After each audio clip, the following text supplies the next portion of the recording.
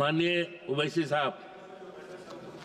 शुक्रिया मोहतरम सर, मैं इस बिल की मुखालिफत में खड़ा हूँ। इस बिल में सेक्शन 5 को तरमीम करके ये बताया जा रहा है सरकार की तरफ से कि scope, nature, category of the officers, employees को वो लोग खुद तकर्रुर कर सकते। But if you see section 5(1), sir, this is just a cosmetic amendment because section 5(1) says the national authority can exercise this power only with the prior approval of central government. Now, this greatly undermines the purpose of the amendment. So basically, there's no decentralization. Sir, this bill fails to set minimum standards and conditions so as to ensure that it is not filled by bureaucrats with limited knowledge of disaster relief and mitigation. Sir, in 18(1), section CA is being added. Now, it requires that the district plan has to be prepared in accordance with the national and state plans, sir, but at the hyper-local level, local authorities should retain the power to shape specific measures for disaster relief, and local plan should complement the national plans and not the other way around. Sir, the current definition of disaster and disaster risk is very restrictive, sir.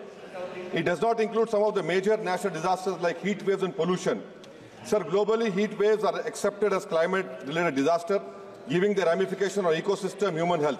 Sir, thousands of people die in our country because of heat wave. This should be included. Death of heat wave should be included in the definition, sir. The government of India, our foremost medical research institute like ICMR, sir. A study done by Pandey and Anamikas found that 16 to 70 lakh deaths were attributable to air pollution in India in 2019. So this definition of disaster should include air pollution and heat waves, sir. Sir, I request the government to examine this. Our country should have a debate that why can't we start our academic year in mid-August? Because of climate change is reality now. Because of climate change, heat waves, floods, heavy rainfall, sir, are happening in month of July, August, and sir, this we can save human lives and economic loss, sir. Sir, another important point, there's always a lack in distribution of SDRF funds for 3 months to a year, sir, after the time of disaster and after the flood is announced, after relief is announced. My request to the government is that immediate measure that SDRF amount due to the state for a year should be released at the beginning to the year, as most of the calamities, heat strokes and floods happened between May and October, sir. Sir, the scale of finance at SDRF for relief is ridiculously low. For example, 60,000 per kilometer for district and rural roads. Who will make, sir? This road is 60,000 rupees. Please tell us. Sir, even for recovery and reconstruction, the norms are kept at 50% SSR of Government of India projects. It is 55 lakhs per kilometer for roads. Who will build 55 lakhs? No road can be made now, sir. I demand that the 50% clause should be removed and it should be at par with SSR of NHAI, sir. So now coming to PDNA, which is taken to assess the requirement for recovery and reconstruction, the resistance of NDMA. Sir, many states like Kerala, Assam, Sikkim, Himachal have not released released funds on PDNA. Because of not release under PDNA, they cannot go to multi-lateral agencies like World Bank. Sir, the norms for releasing funds allocation at SDRF as per 15 Finance Commission is 70% weightage is for previous expenditure and only 15% is for year population. Now, in my state of Telangana, the previous government had not utilized their amount, 1,300 crores outstanding. Now, because of not utilizing, my present Chief Minister Revan Reddy is being penalized. So I request this government that government should not be penalized if the funds are not spent by previous governments. That is 70% I demand, so should be reduced to 15%, and more emphasis should be on the actual incident of calamities.